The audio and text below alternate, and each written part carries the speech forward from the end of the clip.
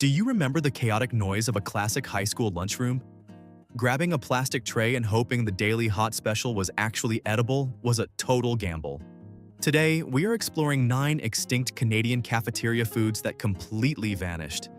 Please give this video a friendly like and subscribe. Rectangular sheet pan pizza. Let's start with the absolute undisputed king of the hot food counter. If you grew up attending a public school anytime before the strict health food mandates took over, you instantly recognize the rectangular sheet pan pizza. This was not artisanal Italian cuisine. It was a wildly thick, intensely doughy sponge baked on heavy industrial metal trays. The crust was remarkably uniform, offering a weirdly soft chew that soaked up the grease perfectly. Cafeteria workers would generously smear a bright, incredibly sweet tomato sauce over the dense bread base. Next came a thick blanket of cheap, part-skim mozzarella that never quite melted properly, often forming a slightly burnt, leathery skin on top. Finally, it was heavily dotted with perfectly round, highly processed pepperoni slices that curled into tiny, oily bowls when baked. A lot of you asked about childhood pizza memories after my last video, and this specific slice always wins the nostalgia debate. I personally think this is the most underrated comfort food from our youth. Biting into that greasy rectangle while sitting on hard plastic folding chairs felt like an absolute luxury after 3 hours of grueling math classes. You always needed a thick stack of thin brown paper napkins to soak up the orange oil pooling in the pepperoni cups. Today, modern nutrition guidelines have completely banished this thick, doughy masterpiece from educational institutions, replacing it with whole wheat wraps. However, anyone who survived a noisy 90s lunchroom vividly remembers the frantic race to the line just to secure a fresh corner piece. Chicken a la king. Have you ever stared down at a plastic tray wondering what exactly was swimming inside that white sauce? Chicken a la king was a legendary institutional staple designed entirely to stretch a tiny poultry budget to its absolute limits. This heavily sauced dish relied on an incredibly thick, completely unseasoned bechamel base. Lunch ladies would forcefully whisk flour and milk together in giant metal vats until it resembled wet plaster. To this thick gravy, they added sparse, uniform cubes of mysterious chicken meat alongside bright green peas and tiny red pimento peppers for a splash of color. It was traditionally ladled with zero elegance directly over a large scoop of plain, starchy white rice, or occasionally served over an incredibly dry split baking powder biscuit. The entire plate was famously monochromatic and remarkably soft, requiring practically no chewing effort whatsoever. The sheer volume of thick dairy sauce easily masked the tough texture of the cheap poultry. As I covered in my video about vintage pantry staples, thick cream sauces were the ultimate trick for feeding large crowds cheaply. While it lacked any complex spices, there was something deeply warming about eating this heavy, starchy mountain of food during a freezing Canadian winter afternoon. Modern students would probably stage a full rebellion if they were handed a bowl of beige meat gravy today. Strict health regulations and changing palates eventually pushed this heavy, cream-based meal completely off the menu. Yet the distinct smell of that bubbling institutional sauce remains permanently etched into our collective childhood memories forever. Institutional macaroni and cheese. Forget the bright orange powder from a cardboard box because authentic schoolhouse macaroni and cheese was an entirely different architectural structure. This was not a creamy, flowing pasta dish. It was a highly dense, baked brick of dairy and carbohydrates that held its rigid shape long after being forcefully scooped onto your plate. The culinary staff would boil gigantic bags of elbow macaroni until the noodles were wildly overcooked and completely soft. Then, they mixed the pasta with huge blocks of government-subsidized yellow cheese, milk, and heavily salted butter. The mixture was packed into large, deep stainless steel hotel pans and baked until the edges turned wonderfully crispy and dark brown. The absolute best part of this meal was fighting your friends for the burned corner pieces. The interior pasta essentially glued itself together during the baking process, meaning you could slice it with a knife like a heavy casserole. It was fiercely savory, incredibly heavy, and provided enough dense energy to power through a competitive afternoon gym class. I spent 3 hours researching old school board menus, and what shocked me was how frequently this exact baked block appeared across different provinces. Sadly, the push for leaner proteins and fresh vegetables meant these heavy trays of starchy, fatty pasta were slowly phased out entirely. Now, finding a deeply crusted, heavily baked block of cafeteria mac and cheese is virtually impossible. That specific, slightly burnt dairy flavor represents a golden era of unpretentious, highly comforting institutional cooking that prioritized feeding hungry kids over strictly counting daily calories. Sloppy Joes. The lunch bell would ring, and you could immediately smell the tangy, deeply sweet aroma of simmering tomato sauce echoing down the hallway. Sloppy Joes were the ultimate chaotic cafeteria lunch, designed to be completely messy and fiercely cheap. Instead of forming expensive ground beef into proper hamburger patties, cooks quickly browned huge quantities of loose, heavily processed meat in giant kettles. They drowned the crumbly protein in a sweet, sticky, dark red sauce made primarily from ketchup, brown sugar, and dehydrated onion flakes. A large, dripping spoonful of this hot mixture was forcefully slapped onto a remarkably soft, cheap white hamburger bun.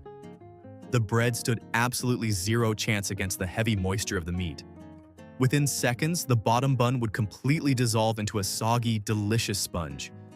Eating this properly required leaning far forward over your tray to avoid ruining your clothes. It was gloriously unrefined, highly acidic, and packed a surprisingly sweet punch that kids absolutely loved. The loose meat always tumbled out the sides, forcing you to scoop up the remaining bits with your fingers. Over the decades, rising concerns about heavily processed ground beef and excessive sugar content eventually led to the downfall of this messy masterpiece. Modern menus favor neat, tightly wrapped sandwiches or clean salads. The era of proudly serving a structurally compromised, heavily sauced meat bun has officially passed. However, the distinct, sugary tang of that industrial red sauce continues to haunt the taste buds of anyone who ever grabbed a paper boat filled with this legendary cafeteria classic. Deep-fried potato smiles. Looking down at your lunch tray and seeing your food literally smiling back at you was an unmatched childhood joy. Deep-fried potato smiles were the undeniable highlight of any given school week. These were not standard French fries or basic tater tots. They were perfectly round, heavily processed discs of mashed potato formed into a cheerful, slightly creepy grinning face. The exterior was quickly flash-fried to an incredibly crispy, golden brown crunch, while the interior remained violently soft and fluffy. Kids would playfully bite the eyes or the mouth off first, turning their meal into an entertaining game before heading out to the recess yard. They were usually served alongside a tiny, incredibly difficult-to-open plastic packet of sweet ketchup. The sheer novelty of eating a happy face made them an absolute blockbuster hit among elementary students nationwide. I actually visited my old elementary school last year, and I was genuinely sad to see that baked sweet potato wedges had completely replaced these joyful little snacks. The strict push to eliminate deep fryers from educational facilities meant the immediate execution of these crispy potato characters. While baking them is technically possible, they simply turn out dry and pale, completely lacking that glorious, greasy crunch. The classic, heavily fried smiley face is now a tragic relic of a much more lenient era of childhood nutrition. We traded pure, deep-fried happiness for baked nutritional value, which is understandable but deeply tragic. Those crispy little faces brought a weird, unpretentious joy to a stressful school day that a plain steamed vegetable simply cannot ever replicate. Turkey tetrazzini. What exactly do you do with mountains of leftover poultry from the holiday season? The public education system found a brilliant, highly economical solution in turkey tetrazzini. This baked pasta casserole was a remarkably frequent menu item that stretched cheap ingredients to feed hundreds. The foundation consisted of long, slippery spaghetti noodles that were almost always cooked until they were completely soft and devoid of any structural integrity. These limp noodles were quickly tossed into a large metal pan with shredded, slightly dry turkey meat, canned mushrooms, and a generous amount of incredibly heavy chicken broth gravy. The cooks would then completely bury the entire mixture under a thick layer of processed Parmesan cheese and breadcrumbs before sliding it into an industrial oven. It emerged as a bubbling, golden-crusted casserole that was fiercely heavy and wildly starchy. The earthy, slightly metallic taste of the canned mushrooms, mixed with the salty gravy, created a highly distinct, deeply savory flavor profile. It was not pretty to look at, resembling a chaotic, tangled mess of beige ingredients piled high on a segregated plastic tray. However, it was remarkably filling. This specific dish perfectly represents the era of heavy, casserole-based institutional cooking that relied on cheap starches to keep teenagers full until the final bell rang. As dietary standards shifted toward lighter, fresher ingredients, dense pasta bakes completely vanished from the rotation. The heavy, comforting, slightly mushy reality of a heavy scoop of tetrazzini is now just a faded memory for older generations of Canadian students. Fish sticks and canned corn. Friday afternoons almost always guaranteed a highly polarizing maritime experience in the cafeteria line. Breaded fish sticks served alongside a generous scoop of brightly colored canned corn was an absolute institutional classic. The fish sticks themselves were heavily processed, perfectly uniform rectangular blocks of mystery white fish, completely encased in a coarse, bright orange breading.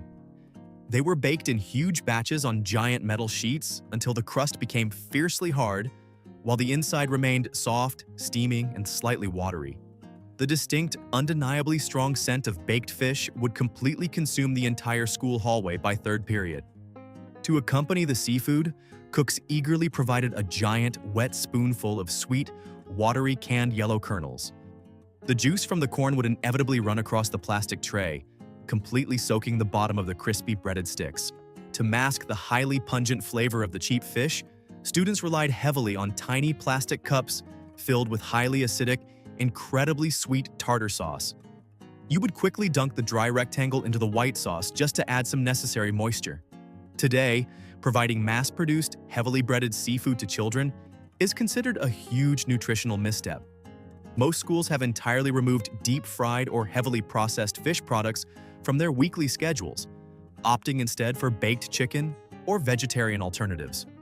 While many students absolutely dreaded the overwhelming smell of Fish Stick Friday, it remains an incredibly iconic, highly specific culinary memory that instantly transports you back to a crowded, noisy lunchroom filled with hungry kids. Rainbow gelatin cubes. Reaching the end of the hot food line meant finally securing the ultimate brightly colored prize. Rainbow gelatin cubes served in tiny, clear plastic cups were the absolute height of schoolhouse desserts. The culinary staff would prepare huge, industrial-sized trays of cherry, lime, and berry-flavored gelatin the day before. Once the violently bright, sugary liquids completely set in the walk-in refrigerators, they were quickly sliced into perfectly uniform, wobbly squares. These distinct, jewel-toned cubes were then carefully scooped together into small portion cups, creating a beautiful, chaotic mosaic of jiggly sugar. There was absolutely zero nutritional value involved. It was purely a textural and visual delight. Kids would violently shake the plastic cups, watching the rubbery cubes bounce around before finally digging in with a cheap plastic spoon. The flavors were intensely artificial, leaving your tongue stained bright red or dark green for the remainder of the afternoon classes. The absolute best part was trying to carefully separate the different colors to eat your favorite flavor last. As schools began strictly cracking down on artificial food dyes, refined sugars, and empty calories, these glowing, bouncy treats were swiftly eliminated from the dessert rotation. They were immediately replaced by sensible, highly unexciting options like unsweetened applesauce or plain fresh fruit. We completely lost the bizarre, unpretentious fun of eating glowing, artificial shapes.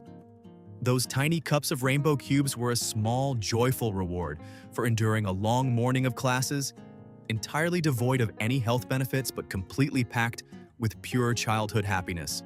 Crusted shepherd's pie. How do you successfully feed hundreds of hungry kids using yesterday's leftover vegetables and meat? The institutional crusted shepherd's pie was a masterful display of culinary recycling that dominated winter lunch menus. Unlike a delicate, homemade version, this cafeteria beast was assembled in an incredibly deep hotel pan. The bottom layer consisted of heavily seasoned, thoroughly cooked ground beef, completely mixed with a thick, dark brown gravy. The cooks then forcefully dumped in gigantic cans of mixed peas, carrots, and corn, creating a highly dense, savory foundation.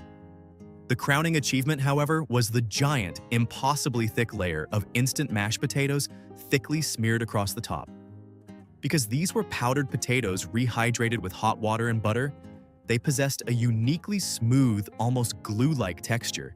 When baked in a scorching industrial oven, the peaks of the potato completely hardened, forming a spectacular, heavily crusted, dark golden ceiling over the bubbling meat below. The gravy would constantly erupt through the edges, creating violently hot, sticky pockets of savory lava. A heavy square scoop of this thick, starchy pie instantly warmed your core during the brutal, freezing months of January. Sadly, the heavy reliance on instant potato flakes, heavily processed beef, and extreme sodium levels caused this dish to be quietly retired from modern educational facilities. It has been replaced by significantly lighter, far less comforting bowls of vegetable chili. But that incredibly dense, heavily crusted potato lid remains a wildly nostalgic symbol of vintage blue-collar Canadian cafeteria cooking that we will likely never experience again.